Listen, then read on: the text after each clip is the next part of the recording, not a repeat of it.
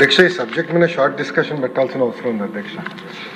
ఎందుకంటే చాలా కీలకమైన అంశం ఇది. నాకు పర్సనల్ సబ్జెక్ట్ కూడా. ఎందుకంటే వాస్తవంగా చిన్నప్పుడు నేను పెద్ద లైబ్రరీకి వెళ్ళేవాడిని కాదు అధ్యక్ష. కానీ ఈరోజు దేవాంశం చూస్తే పెద్ద ఎత్తున పుస్తకాలు చదువుతాడు అధ్యక్ష. ఆ అలవాటు అనేది బ్రహ్మని నేర్పించింది. సో దేవాంశ్కి మొన్న మేము లండన్కి వెళ్తే కూడా 5 పుస్తకాలు కొంటే 5 రోజుల్లో 5 పుస్తకాలు చదివేశాడు అధ్యక్ష. సో వాస్తవంగా చాలా ఇంపార్టెంట్ హ్యాబిట్ అధ్యక్ష. ఎందుకంటే చాలా creative thinking, out of the box thinking అనేది లైబ్రరీలో పుస్తకాలు చదివేదాని ద్వారా వస్తుందని నేను కూడా బలంగా నమ్ముతున్నాను అధ్యక్ష. అధ్యక్ష, ఈ సబ్జెక్ట్ మీద మండలి బుద్ధప్రసాద్ గారు, పల్లె సుందరారెడ్డి గారు, గణబాబు గారు మాట్లాడారు అధ్యక్ష. మొదటి అంశం అధ్యక్ష,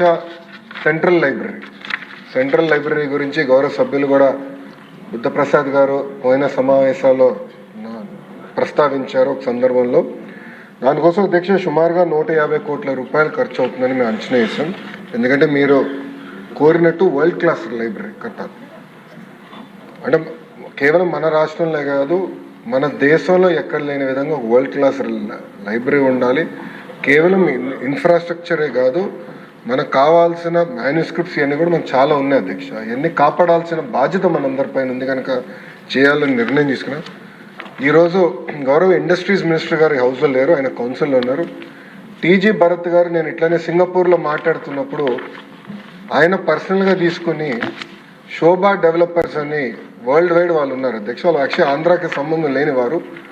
బట్ వాళ్ళు ముందుకు వచ్చి మీ రాష్ట్రం మంచి లైబ్రరీ చేస్తుందని మేము విన్నాము అని 100 కోట్ల రూపాయలు శోభా డెవలపర్స్ ఈరోజు ఆంధ్ర రాష్ట్రానికి వాళ్ళు డబ్బులు ఇస్తాం కూడా జరిగింది.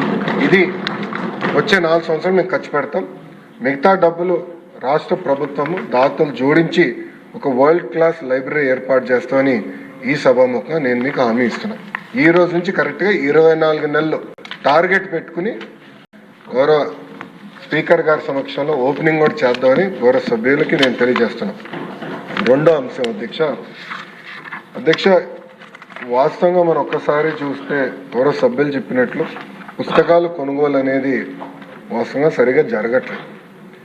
నేను డిపార్ట్మెంట్కి ఏం చెప్పానంటే అనేక గ్రేడ్ లైబ్రరీస్ ఉన్నాయి. అంటే గ్రేడ్ 1, గ్రేడ్ 2, గ్రేడ్ 3 లైబ్రరీలు ఉన్నాయి, జిల్లా గ్రంథాలయాలు ఉన్నాయి, రీజనల్ లైబ్రరీస్ కూడా ఉన్నాయి. అసలు ఒక్కొక్క లైబ్రరీలో మినిమం బుక్స్ ఏమేమి ఉండాలి అది నాకు క్లారిటీ ఇవ్వండి. సో వాళ్ళు మొన్న కొత్త లీడర్షిప్ ఎంచుకున్నాం. అక్కడ చాలా స్పష్టంగా చెప్పి మినిమం బేసిక్ బుక్స్ ఏమేమి ఉండాలో మీరు ఐడెంటిఫై చేయండి, దానికి ఎంత అవుతుందో నాకు చెప్పండి, అది ప్రభుత్వం కొనుగోలు చేసి ఆ లైబ్రరీలో ప్రజలకి అందుబాటులోకి మేము తీసుకొస్తాం. అది రెండో పాయింట్. కానీ అది టెక్నాలజీతో కూడా జోడిస్తాం అధ్యక్ష. ఈ 100 రోజుల్లో ఆల్రెడీ యాప్ మేము డెవలప్ చేసాం, 100 రోజులు లాంచ్ చేస్తాం.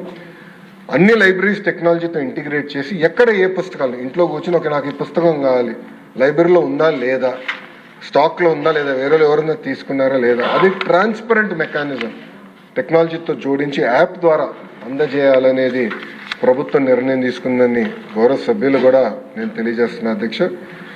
అంతేకాకుండా అధ్యక్ష, గౌరవ ముఖ్యమంత్రి గారు మొన్న జరిగిన కలెక్టర్ కాన్ఫరెన్స్లో పెద్ద ఎత్తున డిజిటల్ లైబ్రరీస్ కూడా ఏర్పాటు చేస్తే బాగుంటుందని సూచించారు అధ్యక్ష. కేంద్ర ప్రభుత్వం అంటే గౌరవ ప్రధానమంత్రి గారి నాయకత్వంలో 1 నేషన్ 1 సబ్స్క్రిప్షన్ అనేది తీసుకొచ్చారు అధ్యక్ష. ఇది ప్రధానంగా యూనివర్సిటీస్కే పెట్టారు. కేంద్ర మంత్రితో నేను చర్చించి ఇది తప్పనిసరిగా పంచాయతీ లెవెల్ వరకు తీసుకెళ్ళి, ఇన్ఫాక్ట్ పొద్దునే డిస్కషన్ వార్డ్ GSWS గ్రామ సచివాలయం, వార్డ్ సచివాలయాలు ఉన్నాయి కనుక ఇన్ఫ్రాస్ట్రక్చర్ కొంతవరకు ఏర్పడింది కానీ అక్కడ ఒక reading room, digital reading room ఏర్పాటు చేసి ఈ 1 నేషన్ 1 సబ్స్క్రిప్షన్ అనేది ఆ స్థాయికి తీసుకెళ్తే చాలా మార్పు వస్తుందని బలంగా నమ్మాము. అది కూడా చేస్తామని గౌరవ సభ్యులకు తెలియజేస్తున్న అధ్యక్ష. అదేవిధంగా జిల్లా గ్రంథాలయాలు ఇప్పుడు 13 ఉన్నాయి అధ్యక్ష. కానీ రాష్ట్రంలో 26 జిల్లాలు ఏర్పడినాయి. అది ఫైనాన్స్లోనే త్వరితగతిగా క్లియరెన్స్ తీసుకుని ఆ 26 జిల్లా గ్రంథాలయాలు కూడా బైఫర్కేషన్ ద్వారా ఏర్పాటు చేస్తామని గౌరవ సభ్యులకి తెలియజేస్తున్న అధ్యక్ష. ఇది దీంతో పాటు సెస్ గురించి గౌరవ సభ్యులు కూడా అడిగారు అధ్యక్ష. ఒకసారి కానీ సెస్ చూస్తే 22-23లో సుమారుగా 40% వచ్చింది, 23-24లో ఒక 45% వచ్చింది అధ్యక్ష. ఇప్పుడు ఒక 52% వరకు రెమిటెన్సెస్ జరిగినాయి అధ్యక్ష. వాస్తవంగా పెద్దలందరూ చెప్పినట్లు సెస్ మాకు రావట్లేదు, గౌరవ ఉప ముఖ్యమంత్రి గారు కౌన్సిల్లో ఉన్నారు, ఎంఈడి మినిస్టర్ గారు కూడా కౌన్సిల్లో ఉన్నారు అధ్యక్ష. నేను వాళ్ళిద్దరితో మాట్లాడతాను చేసుకుని తప్పనిసరిగా సెస్ అనేది డైరెక్ట్గా గ్రంథాలయాల అకౌంట్లో వేయాలనేది ఆల్రెడీ లెటర్స్ రాసాను, పర్సనల్గా ఫాలోఅప్ చేస్తాం అధ్యక్ష. అంతేకాకుండా అధ్యక్ష ఇతర సభ్యులు అడిగారు పోస్ట్ గురించి, సుందరారెడ్డి గారు అడిగారు అధ్యక్ష. దాని వివరాలు నా దగ్గర రెడీగా లేవు, అది గౌరవ సభ్యురాలకి నేను సెపరేట్గా పంపిస్తానని తెలియజేస్తున్నాను అధ్యక్ష. కాంపిటేటివ్ ఎగ్జామ్స్కి కావాల్సిన పుస్తకాలు మన ప్రభుత్వం ఏర్పడిన వెంటనే, ప్రజాప్రభుత్వం ఏర్పడిన వెంటనే అది ఏర్పాటు చేసాం, ఆల్రెడీ అందుబాటులోకి వచ్చినాయని గౌరవ సభ్యులు తెలియజేస్తున్నాను అధ్యక్ష. గణబాబు గారి సూచన మేరకు తప్పనిసరిగా లైబ్రరీలు అన్నిటికీ స్టార్ రేటింగ్ ఏర్పాటు చేస్తాం. అద్భుతమైన సూచన మీరు ఇచ్చారు, తప్పనిసరిగా చేస్తాం. విశాఖపట్నం లైబ్రరీకి వచ్చేగల 20 కోట్ల రూపాయల బడ్జెట్తో ఒక మోడల్ లైబ్రరీ ఏర్పాటు చేద్దామని, దానికి ఏంటంటే కొన్ని సెపరేట్గా మీరు అన్నట్టు చిల్డ్రన్ కార్నర్ ఒకటి, యంగ్స్టర్స్కి ఒకటి, ఏజ్డ్ రీడర్స్ ఒకటి, టెక్నాలజీ కావాల్సిన డిజిటల్ యాక్సెస్ ఏర్పాటు చేసేదానికి, కేవలం పుస్తకాలుతో పాటు అదొక ప్లేస్ ఆఫ్ కాంగ్రిగేషన్, కమ్యూనిటీ కలిసి అందరూ కులం మతం ప్రాంతం అతీతంగా అందరూ వచ్చి కూర్చుని ఒక యాక్టివిటీ కూడా చేసుకునేటట్టు మేము ఆ సెంటర్ని రూపొందిస్తామని గౌరవ సభ్యులకి నేను తెలియజేస్తున్నాను అధ్యక్ష. ఇది కూడా ఒక స్కెడ్యూల్ ప్రకారం చేస్తాం. ఆ ప్లాన్స్ అని సంబంధించిన ఎమ్మెల్యేలకి ఎంపీలు కూడా మేము షేర్ చేస్తాం. మీరు మీ సూచనలు కూడా ఇవ్వాలని గౌరవ సభ్యులందరూ కూడా నేను తెలియజేస్తున్నాను అధ్యక్ష. మండలి బుద్ధప్రసాద్ గారు చెప్పినట్లు ఇది చాలా కీలకమైన అంశం, మేము చాలా సీరియస్గా తీసుకుంటాం. ఇది తీసుకుని మేము డెలివర్ చేస్తాం. మీరు అన్నట్టు పిల్లల్లో ఈ పుస్తకాలు చదవాలనే అలవాటు రావాలి, చిన్న వయసులోనే అలవాటు అవుతే ఈ ఫోన్లకి అన్నిటికీ కొంతవరకు దూరంగా ఉంటారు. ఆపేస్తారని నేను కొంతవరకైనా దూరంగా ఉంటారని బలంగా నమ్ముతున్నాను. అది మా ఇంట్లోనే మేము పాటిస్తున్నాం. దానివల్ల ఎంత మార్పు వచ్చిందో దేవాంశం నేనే చూశాను స్వయంగా. ఇది ఒక ప్యాషన్ సబ్జెక్ట్ నాకు, తప్పనిసరిగా మేము సీరియస్గా తీసుకుంటాం. రాబోయే 6 నెలల్లో ఈ లైబ్రరీస్లో మార్పు అనేది మీరు చూస్తారు.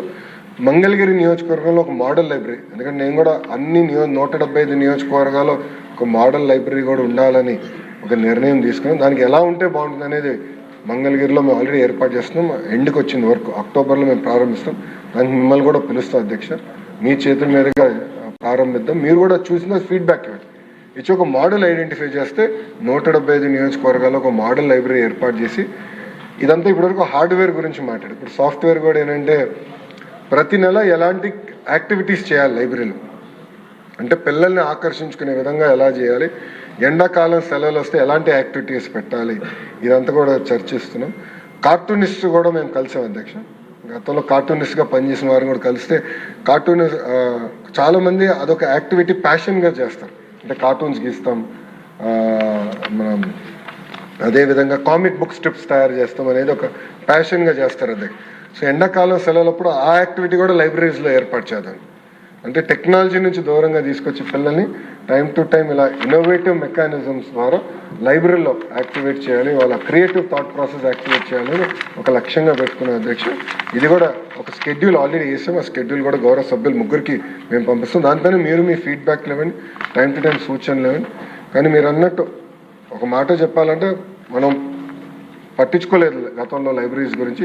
ఇది సీరియస్గా తీసుకోవాల్సిన అవసరం ప్రభుత్వం పైన ఉంది. తప్పనిసరిగా మీ అందరి సూచనల మేరకు ఇది ఒక మోడల్, దేశానికి ఒక మోడల్గా రూపొందించే బాధ్యత ప్రభుత్వం తీసుకుంటుందని గౌరవ సభ్యులు తెలియజేస్తారు.